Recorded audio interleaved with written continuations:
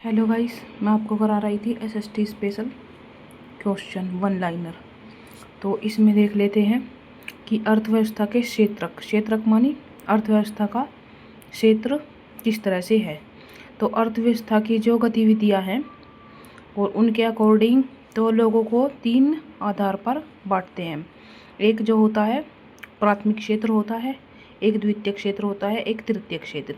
तो तीन तरह से हम अर्थव्यवस्था के क्षेत्र को बांटते हैं। तो क्या होता है कि प्राथमिक क्षेत्र में क्या होता है, जो हमें प्राकृतिक रूप से प्राप्त हुए हैं, जिनमें हमने मेहनत नहीं की और हम मतलब प्राकृतिक रूप से नेचर ने हमें दिए हैं, तो वे वस्तुओं को क्या कहते हैं, प्राथमिक क्षेत्र में आ जाते हैं। जैसे कि कृषि हम करते हैं, तो कृषि एक नेचुरली हम करते हैं। जैसे कि डेयरी में क्या करेंगे, हम जानवरों को पालेंगे और जानवरों को पालने के बाद क्या होता है, उनका दूध वगैरह निकालते हैं, तो ये भी प्राथमिक क्षेत्र में आ जाते हैं। पशुपालन हो गया, मछली को पालते हैं। और खनन हो गया, खनन क्या होता है कि हमें जो भूमि से प्राप्त होते हैं ये खनिज वगैरह, खनिज तेल, इस तरह से। और पेड़ काटना, तो पेड़ क्या है, पेड़ भी हमें नेचर से ही नेचुरली प्राप्त हुए हैं।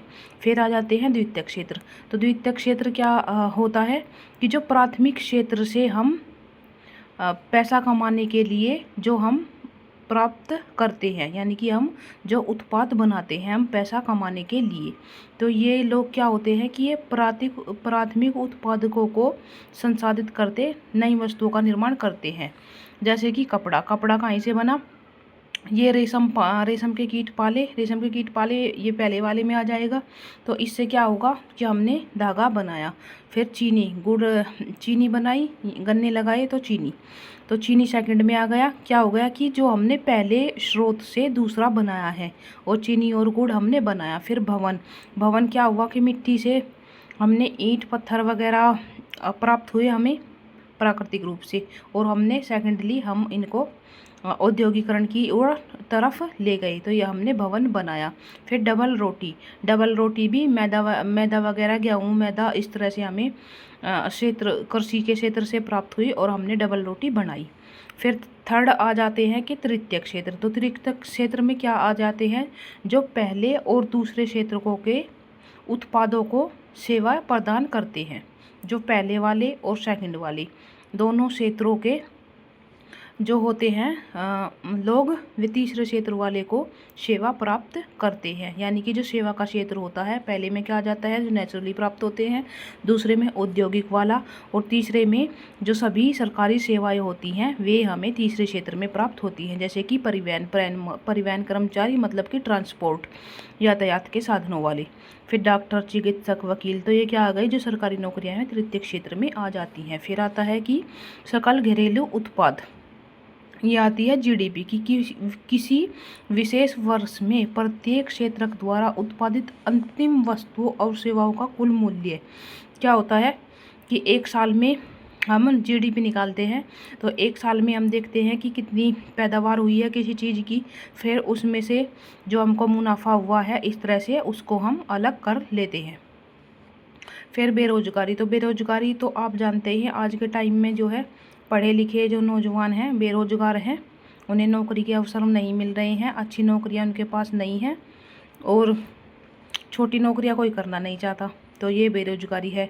और फिर आ जाते हैं कि खुली बेरोजगारी, ऐसी स्थिति में जिसमें हम काम करने के इच्छुक लोगों को काम नहीं मिलता, वे खाली बैठे हैं। जैसे कि आजकल बीएड और पीएचडी वगैरह किए हुए जो लोग हैं उनकी वैकेंसी नहीं निकल रही है, और वैकेंसी नहीं निकल रही है तो उनको उनके अकॉर्डिंग काम नहीं मिल रहा है, तो ये क्या है, खुली बेरोजगारी हो जाती है। फिर आ जाते हैं कि प्रच्छन्न बेरोजगारी की छिपी हुई बेरोजगारी। तो इसमें क्या होता है कि ऐसी स्थिति जिसमें एक काम में आवश्यकता से अधिक लोग लगे होते हैं, यानी कि जैसे कि आप लगा ले कि खेतों में काम करना है, और खेतों में काम करना है, हमें 2 मजदूरों की ज़रूरत है, लेकिन 2 की जगह क्या होता है, हम 4 मजदूरों को बुला लेते हैं। और यदि उनमें से कुछ लोगों को हटाकर दूसरे कामों में लगा दिया जाता है, तो उत्पाद पर कोई प्रभाव नहीं पड़ेगा। अब क्या होगा, उन 4 में से 2 को अगर हम किसी और काम पे लगा दें तो क्या होगा, वहाँ पर कोई भी जो है फ़र्क नहीं पड़ेगा, क्योंकि वहाँ आवश्यकता 2 आदमियों की थी। और आ जाते हैं सार्वजनिक क्षेत्र। तो सार्वजनिक क्षेत्र कौन होते हैं, जो सरकारी नियंत्रण में चलने वाली गतिविधियाँ होती हैं, जिनका मुख्य उद्देश्य सार्वजनिक हित होता है। सार्वजनिक हित क्या है, जिसमें सबका हित होगा। जैसे कि शिक्षा आ गया, तो शिक्षा में क्या है कि जिसमें सबका ही शिक्षा हो गया, स्वास्थ्य हो गया, तो इनमें क्या होगा, इनमें सबका जो है हित निश्चिंत होता है, निहित होता है। फिर आ जाते हैं निजी क्षेत्र। तो निजी क्षेत्र क्या आते हैं कि जिसमें एक व्यक्ति अपनी आवश्यकताओं की पूर्ति करता है। जैसे कि निजी व्यक्ति के स्वामित्व में चलने वाली गतिविधियाँ, जिनका मुख्य उद्देश्य मुनाफा कमाना होता है। जैसे कि कोई एक व्यक्ति हो गया और वह अपने फ़ायदे के लिए कोई कारोबार करता है और ज़्यादा से ज़्यादा मुनाफा प्राप्त करना चाहता है, तो अपने फ़ायदे के लिए जब हम करते हैं कोई व्यापार वगैरह, तो वह निजी क्षेत्र में आ जाता है। फिर आ जाते हैं संगठित क्षेत्र। तो ये क्या होता है, जहाँ कर्मचारी का रोजगार नियमित होता है। जैसे कि सरकारी क्षेत्र में आ गए, सरकारी में यहाँ पर एक नियमित ड्यूटी पर जाना, काम करना, काम करने के घंटे, उनका वेतन, उनकी सेवा वगैरह एक निश्चिंत होती है और समय पर उनको प्राप्त होती है। फिर आ जाते हैं असंगठित क्षेत्र। तो इस क्षेत्र में रोजगार नियमित नहीं होता, काम करने के घंटे तय नहीं होते, वेतन कम होता है और सेवा शर्तें बिल्कुल भी स्पष्ट नहीं होती। जैसे कि कृषि में हो जाती है, कृषि हो गया, पशुपालन हो गया, इसमें हो जाती है कि इन्हें कितने घंटे काम करना है ये भी निश्चिंत नहीं होता, और कितना काम करना है, इनको सैलरी मिलेगी नहीं मिलेगी ये भी निश्चिंत नहीं होता। सो गाइस, अगर आपको मेरा वीडियो बनाने का, समझाने का तरीका अच्छा लगता है तो आप कमेंट करके ज़रूर बताया करो। चैनल को सब्सक्राइब कर लो, क्योंकि मेरा कंटेंट जो है वो बिल्कुल फ्री में है और उपयोगी है आपके लिए। Thank you guys.